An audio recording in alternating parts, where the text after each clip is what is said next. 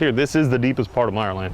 It got the hardest hit of any street in this entire subdivision, and the water didn't get into the house according to the current regulations. But those current regulations will soon be outdated as City Council narrowly passed new codes for new builds in floodplains. It's numbers, you know, an average 4,000 square foot house, you know, the increase in cost could be between $15,000 and $20,000. James Andriatos is a contractor working, also living in Meyerland. While he admits the new elevation requirements will bring in more money for his business, the decision by council, he thinks, was made too soon. I feel like it was an overreaction to the big storm.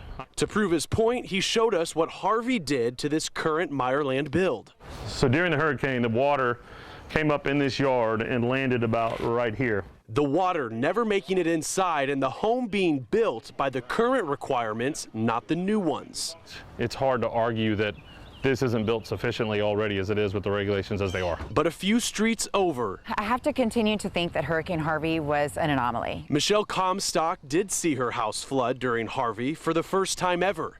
It was built in the 60s, so it's not elevated. So just to simply raise it is about $200,000. Not worth it, according to Michelle, even as neighbors opt to elevate their homes. And for someone who has lived in a neighborhood prone to flooding, she too feels the new codes to elevate were a bad move.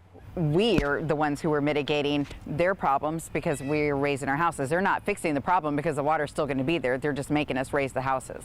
And according to James, the contractor, it already costs an extra $60,000 to raise a brand new home and elevate it to that current status.